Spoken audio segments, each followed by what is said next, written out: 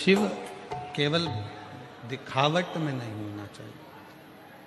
भगवान शंकर केवल आप स्वरूप शिव जैसा बना लो या शिव जैसा आपका स्वरूप हो जाए, जटा बढ़ा ली, त्रिपुंड लगा लिया, गले में रुद्राक्ष की माला पहन ली, इससे शिव तत्व की प्राप्ति नहीं हो सकती। शिव तत्व की प्राप्ति है भगवान शंकर के विचारों को, भगवान शंकर का जो स्वरूप है उसको, और भगवान शंकर ने जो जो कहा उसको अपने भीतर उतारना। ये नहीं चल रहा है कुछ भी।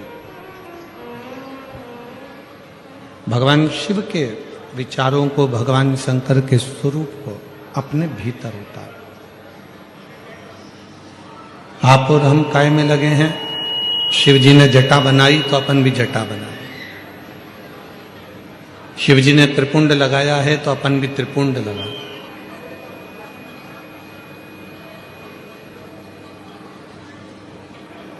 शिव जी ने मृगछाला पहनी है तो अपन भी मृगछाला पहने। नहीं, शिव महापुराण की कथा कहती है कि शंकर के जो स्वरूप दिख रहा है उस स्वरूप को अपना बनाने से पहले शंकर भगवान के जो विचार हैं, शिव जी ने अपने मस्तक पर गंगा रख रखी है, अपने मस्तक पर गंगा है। क्यों रखी है? कि जितना हो सकता है बुद्धि की भी शीतलता हो, मन की भी शीतलता। शिव जी ने अपने गले में विषधर रख रखा है, सर्प रख रखा है। क्या दर्शाना चाहते हैं? कि उस सर्प को, वो वासुकी नाग जिसको मंथन के समय पर उपयोग में लिया, उसके बाद उसको फेंक दिया गया, छोड़ दिया गया, एक कोने में ले जाकर डाल दिया गया।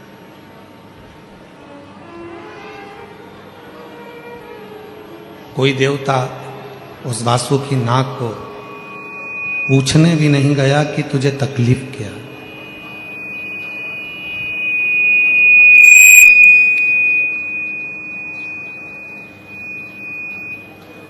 कोई देवता उसके पास में जाकर नहीं पूछा कि तुझे कष्ट क्या है, कि तुझे तकलीफ क्या है, क्यों तुझे तकलीफ है, क्या दिक्कत है। तब मां पार्वती जी के कहने पर भगवान शंकर, वो घरदानी, त्रिकालदर्शी, कैलाशी, अविनाशी शिव उसके पास ले गए। भगवान शंकर गए और शिव जी ने जब देखा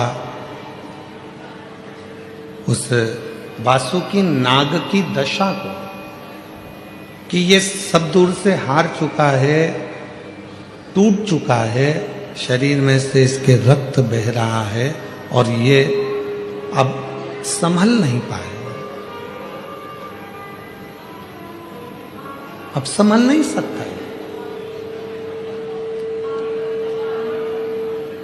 तब भगवान देवाधिदेव महादेव ने, भगवान शंकर ने उस वासुकी नाग को अपने गले में धारण कर लिया, अपने गले में पहन लिया। गले के शिव महापुराण की कथा कहती है, भगवान शंकर का चरित्र कहता है, शिव तत्व कहता है, शिव महापुराण की कथा कहती है। जो दुनिया में हर जगह से टूट चुका है, जिसको लोगों ने ठोकर मार दी, धक्के दे दिए, अपशब्द कह दिया, ताने दे दिए, आड़ा टेढ़ा कह दिया, जो दुनिया में बहुत बहुत टूट चुका है, उसे कोई नहीं अपनाएगा। अगर अपनाएगा तो केवल मेरा देवाधिदेव महादेव ही अपनाएगा, मेरा शंकर अपनाएगा, मेरा शिव।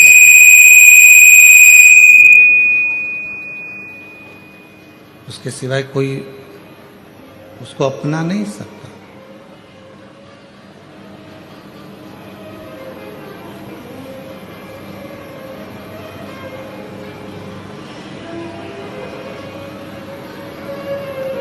आप सब भगवान श्री श्याम नरेश जी की कथा का स्मरण करते हैं। श्याम बाबा का कीर्तन भी करते हैं, हम भी दर्शन करते हैं, आप भी दर्शन करते हो। पर एक समय ऐसा आ गया था कि बरबरी के पास में लड़ने के लिए जब कुछ नहीं था तो बरबरीक ने भी शंकर की आराधना कर कर 3 बाण भगवान शिव से प्राप्त किया था। और शिवजी ने कह दिया था कि ये 3 बाण, इसलिए दुनिया के लोग कहते 3 बाण धारी। श्याम बाबा के लिए दुनिया कहती है ना 3 बाण धारी हारे का। वो 3 बाण किसने दिए? भगवान देव अधिदेव महादेव।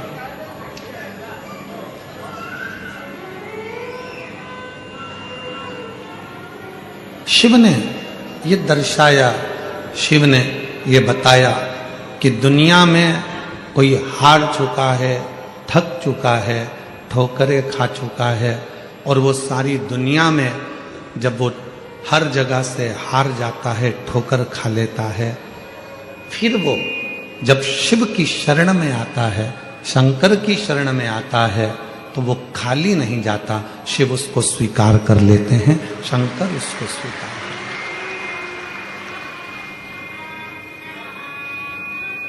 हैं। ऐसा कोई देवता, 33 कोटि देवताओं में कोई ऐसा देवता बता दो जिसको मेरे देवाधिदेव महादेव ने कुछ ना दिया।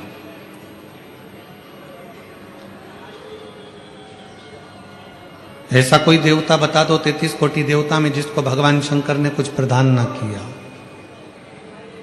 इंद्र को भी उसकी सत्ता वापस मिली है तो शिव की कृपा से मिली।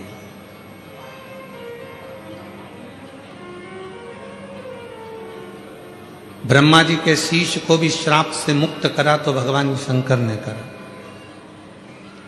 भगवान नारायण को भी अगर सुदर्शन चक्र दिया तो भगवान शिव ने दिया। भगवान राम भी लंका की चढ़ाई करने के लिए जा रहे हैं, पर लंकेश के ऊपर विजय प्राप्त करने के लिए शिव की जरूरत है, तो शिव ने कृपा कर। जब भगवान कृष्ण की 16,108 रानियों से संतान की प्राप्ति नहीं हुई, तब गर्गाचार्य बाबा के कहने पर शिव की आराधना करें।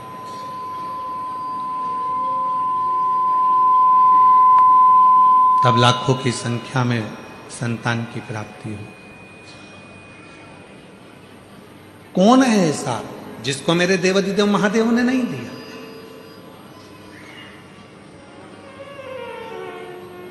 मां दुर्गा, मां सती, जगत जननी, कुष्मांडा।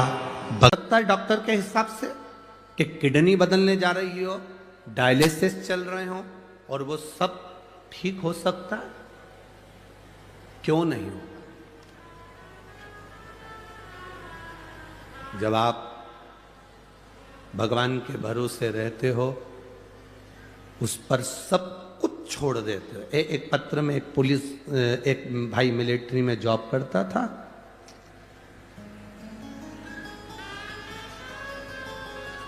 और अब देव उसको समय। हम क्यों कहते हैं कि 1 लोटा जल सबको चढ़ाना चाहिए? घर के बच्चे हैं तो वो चढ़ाए, बेटी है तो वो चढ़ाए, बेटा है तो वो चढ़ाए, पति है वो भी चढ़ाए, पत्नी है वो भी चढ़ाए। कारण कब वो जल तुम्हारे किस काम आएगा वो तुम भी नहीं जान सकते।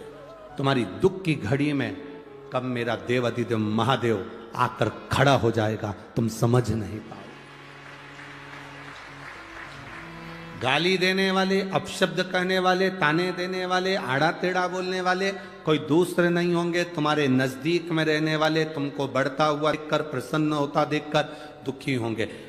गौतम बाबा, गौतम ऋषि और माता हिल्या से उनके पास में रहने वाले ब्राह्मण ब्राह्मणी जो निवास करते थे, उनके अंदर ईर्ष्या जागृत हुई। कोई दूसरा नहीं, नजदीक पड़ोसी, पास में रह रहे, नजदीक में रह रहे।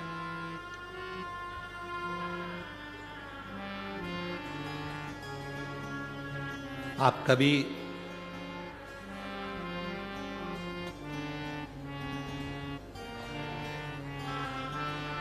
अब जब गौतम ऋषि के नजदीक में रहने वालों ने चाल चली, ब्राह्मणियों ने अपने अपने पतियों से कहा कुछ भी हो जाए, ये गौतम ऋषि मेरी आंखों में, अहिल्या और गौतम ऋषि हमारी आंखों में खटक रहे हैं। जब व्यक्ति बहुत उन्नति की ओर बढ़ता जाता है, तरक्की की ओर बढ़ता जाता है, तो कई लोग ऐसे हैं नजदीक में रहने वाले, उनकी आंखों में खटकने लगता है। खटक रहा। तुम रोज रोज शंकर जी के मंदिर में जल चढ़ाने जाओ तो तुम खटकने लगोगे लोगों को। ये चल दी सियोर वाला महाराज की चेली, ये देखो हो गई पागल, ये भी टीवी पे कथा सुन सुन। ये चल दी पानी चढ़ाने के लिए, ये चल दी जल चढ़ाने के लिए। आग लगे बस्ती में, क्या किसको रोइए, चादर तान के सोइए। कहने दो, बोलने दो। अब शब्द कहेगा, कहने दो। माता अहिल्या को देखकर नजदीक में रहने वाली ब्राह्मणी ने अपने पतियों से कह दिया, ये खटक रहे हैं। अपने नजदीक में रहने वाला कोई ऐसा होगा, बहुत सारे ऐसे होंगे जो तुम उनको खटकोगे। इसका नाम क्यों चल रहा है, इसकी शोहरत क्यों, इतना पैसा कहां से आ रहा है, इतना धन कैसे आ रहा है, इतना बड़ा निर्माण कैसे कर लिया, इतना धन कैसे कमा लिया, इतना वैभव कैसे। इसको लोग क्यों पूछते हैं, इसको क्यों मानते हैं लोग, इसकी बात महादेव भी क्यों मान लेते हैं। ये कथा में कहते हैं, भजन